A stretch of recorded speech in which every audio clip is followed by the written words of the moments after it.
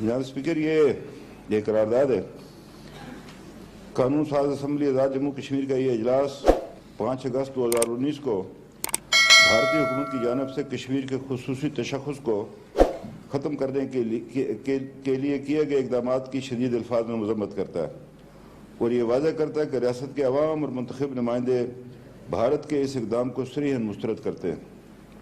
Number 2، یہ اجلاس 5 اگست 2019 سے لے کر اب تک مقبوضہ جموں کشمیر میں جاری طویل معاصرہ، جس کو ہم نے لاک ڈاؤن لفظ مناسب نہیں ہے، یہ معاصرہ ہے اس لیے کہ لاک ڈاؤن تو کورونا کا ہے، ادھر تو مسئلہ ہی ہو رہا ہے جی۔ یہ بھی میں سمجھتا ہوں کہ پی آئی ڈی کو بھی جو ہے وہ پاکستان میں بھی ہدایت کی جائے کہ اس کو لاک ڈاؤن نہ لکھا جائے، اس کو معاصرہ لکھا جائے۔ جاری طویل معاصرہ اور کرفیو کی شدید الفاظ میں مذمت کرتا ہے اور آج مقبوضہ ریاست بھر میں جو کرفیو نافذ ہے، اس بات کی دلیل ہے کہ کشمیر عوام نے بھارت کے اس اقدام کو مکمل طور پر مسترد کر دیا ہے اور یہ ایوان مقبوضہ کشمیر میں جاری طویل معاصرے اور کرفیو اٹھانے کا مطالبہ کرتا ہے۔ نمبر 3، بھارت نے 5 اگست 2019 کو جو اقدامات کیے وہ نہ صرف اقوام متحدہ کی قراردادوں کی خلاف ورزی ہے بلکہ بھارت کے اپنے آئین اور معزز دنیا کے ساتھ جو اس نے وعدے کر رکھے اس کی بھی خلاف ورزی ہے اور ریاستی عوام نے بھارت کے اس اقدام کو مکمل طور پر مسترد کر دیا۔ نمبر 4، یہ اجلاس بھارتی حکومت کی جانب سے ریاست میں نافذ کالے قوانین کی شدید الفاظ میں مذمت کرتا ہے اور مقبوضہ جموں کشمیر کی سیاسی قیادت و حریت رہنماؤں کی گرفتاری اور صحافیوں کو پردہ سلاسل کرنے حتیٰ کہ خواتین صحافیوں کی گرفتاری کی بھی مذمت کرتا ہے۔ اس ایوان کی رائے میں بھارت نے ان سیاسی رہنماؤں کو بھی پابند سلاسل کر رکھا ہے جو کہ بھارت نواز ہیں اور بھارت کے ان ظالمانہ اقدامات کے باعث دنیا میں بے نقاب ہو چکا ہے۔ نمبر 5، یہ اجلاس مقبوضہ کشمیر کے بہن بھائیوں کی دلیرانہ جدوجہد کو خراج تحسین پیش کرتا ہے اور ان کو یقین دلاتا ہے کہ مشکل کی اس گھڑی میں ہم ان کے ساتھ کھڑے۔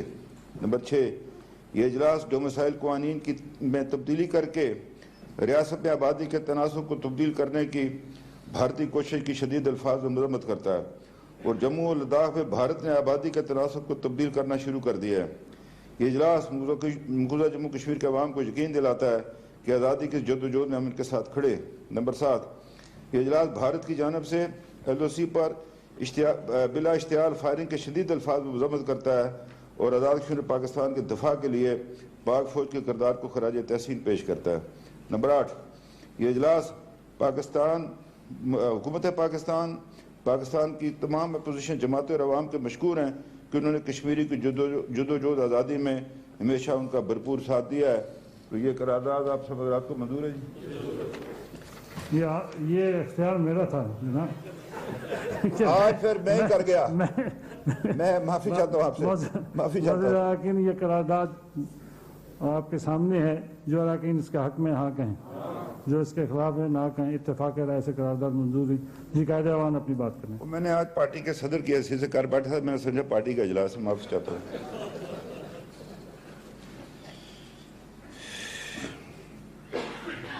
جناب، آج میں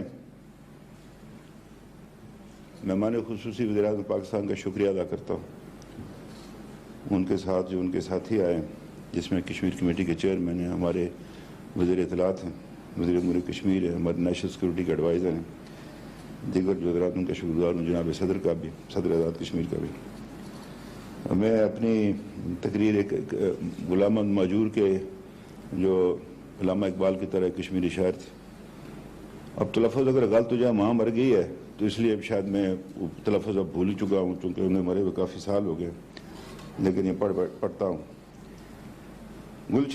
گلشنن پیٹھ راج کرنک حق تمن بلبلن ام کٹن منز گاش کرن پنن ایل زیل زیل، یعنی اس کی مراد یہ ہے کہ باغوں پر راج حکومت کر رہے کا حق، باغوں پر راج کر رہے کا حق صرف انہی بلبلوں کو ہے جو گھپ اندھیروں میں اپنے گھونسلے جلا کر روشنی کرتے ہیں۔ یہ ان کا مقصد ان کا یہ تھا۔ میں ایک دفعہ پھر آپ کا شکر گزار ہوں جناب والا، یہ یکم سے لے کر آج 5 ہے، عید کے دن سے، اور کشمیر کمیٹی کے چیئرمین یہاں تشریف لائے، انہوں نے ہمارے ساتھ عید کی نماز پڑھی، ان کے ہمراہ اور بھی ممبران تھے، خواتین بھی تھیں۔ اس کے بعد وہ مہاجر کیمپ میں تشریف لے گئے. وہاں ایک جو ہے وہ میٹنگ منعقد کی گئی. اس میں کچھ مہاجرین نے کچھ مطالبات بھی کیے تھے جو کشمیر کمیٹی کے چیئرمین کے پاس ہیں, اور مجھے امید ہے کہ وہ وزیر اعظم صاحب کو ضرور پیش کریں گے تاکہ حکومت پاکستان اور حکومت آزاد کشمیر مل کر ان کے مسائل کو حل کر سکیں. اس کے بعد پریس کانفرنس کی اور اس میں اپوزیشن کی جماعتیں بھی, ان کے بھی نمائندے بھی موجود ہیں. تو آزاد کشمیر کے اندر اللہ کا فضل کلچر ہے کہ ہم اکٹھے ہو جاتے ہیں اور اس معاملے میں ہم کوئی ایسی بات نہیں کرتے کہ جس سے تاثر یہ دشمن کو پیدا ہو کہ یہ تقسیم. اس کے بعد پرسوں وزیر خارجہ اور وزیر دفاع لائن آف کنٹرول پر تشریف لے گئے. اس کے بعد وہ یہاں مظفر آباد بھی آئے اور کچھ امور پر ان کے ساتھ جو ہے وہ یہاں پر گفتگو بھی ہوئی. تو میں سمجھتا ہوں کہ لائن آف کنٹرول پر جا کر پنچ سامنے ہے, پنچ کا شہر. ایک دفعہ جناب وزیر اعظم بھی پہلے وہاں تشریف لے گئے تھے چڑی کوٹ کے مقام پر. تو یہ آپ کا آنا, وہاں پر جانا, وہاں پہ کھڑا ہونا ان محکوم عوام کو ایک قوت بخشتا ہے اس آزادی کی جدوجہد کو کہ پاکستان ہمارے ساتھ کھڑا ہے. تو میں ان کا شکریہ ادا کرتا ہوں. پھر کل خواتین جو پارلیمنٹرین یہ تشریف لائیں وہ میرے ساتھ بھی بیٹھی, کھانا بھی کھایا. میں جو پارلیمانی سیکرٹری ہے صوبیہ کمال صاحبہ کا بھی شکریہ ادا کرنا چاہتا ہوں کہ وہ ہمیشہ ان کے ساتھ رہی اور یہاں پر آتی رہی ہیں.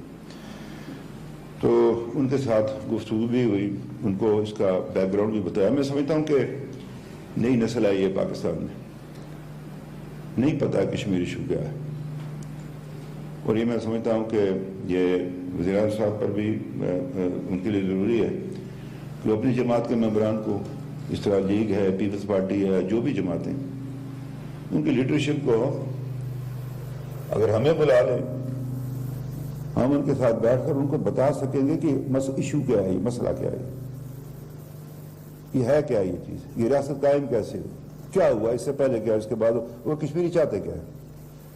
تاکہ یہ ہے کہ وہ جب کسی کا بات کریں باہر جائیں یا ان کو کوئی ملنے کے لیے تو ان کو اس ایشو کا علم ہونا چاہیے.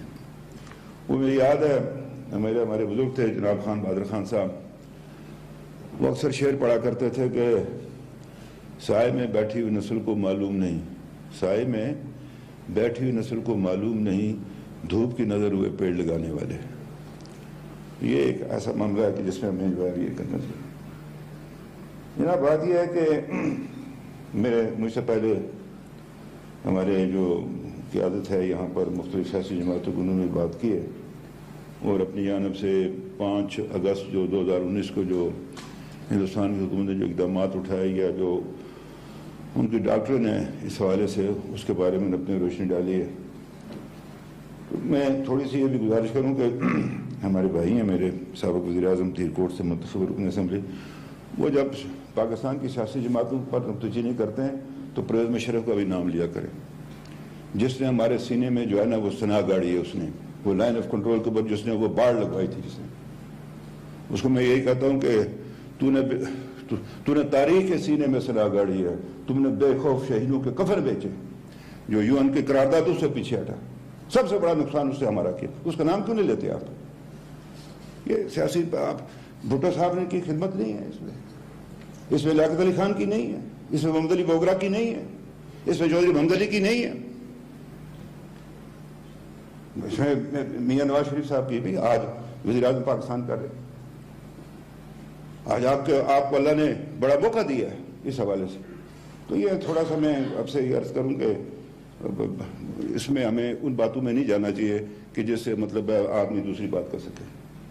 اسی نے UN ریزولوشن کو پیچھے چھوڑا, آؤٹ آف باکس سولوشن تیار کر رہا تھا. آج بھی پاکستان میں بعض لوگ ہیں جو اس کے اس مردہ وہ جو اس نے وہ ایک دے رہا تھا اس پر چلنے کی کوشش کرتے ہیں. ہمارے یہ بعض اسٹوڈنٹ انٹلیکچوئل پاکستان کے اندر بیٹھے. تو میں یہ گزارش کروں گا کہ یہ جو کچھ کیا مودی نے, آپ نے بڑا درست فرمایا مہمان خصوصی, باہر بھی آپ نے کہا, سب لوگوں سے بات کی کہ یہ وہ ایک اس کی فاشسٹ سوچ ہے, اس کی وہ متاثر ہے فاشزم کے جو اس کے پہلے پیش رو ہے. اور آپ نے دیکھا کہ سیکنڈ ورلڈ وار میں کیا نتیجہ نکلا دنیا میں. یعنی 6 کروڑ لوگ مر گئے اس میں.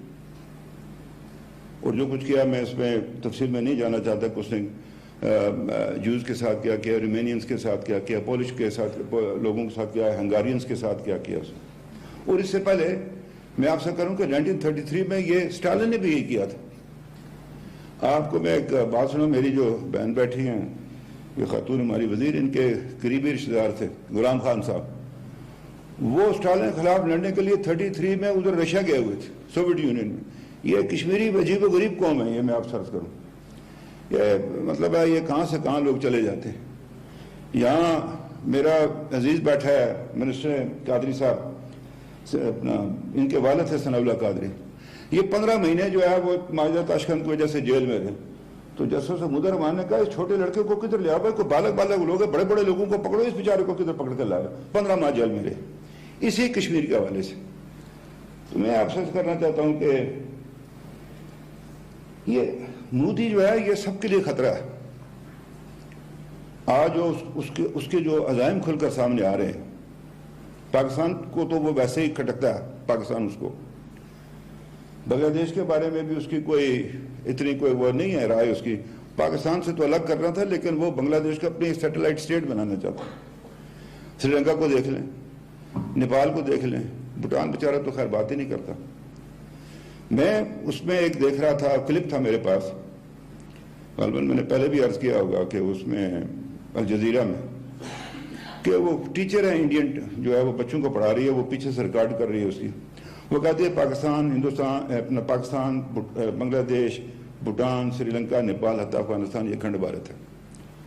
اب یہ جو سوچ پیدا کی ہے مودی نے, اس کے نقطہ نظر میں ہندوستان کی جو سرحدیں ہیں یہ چھوٹی ہیں.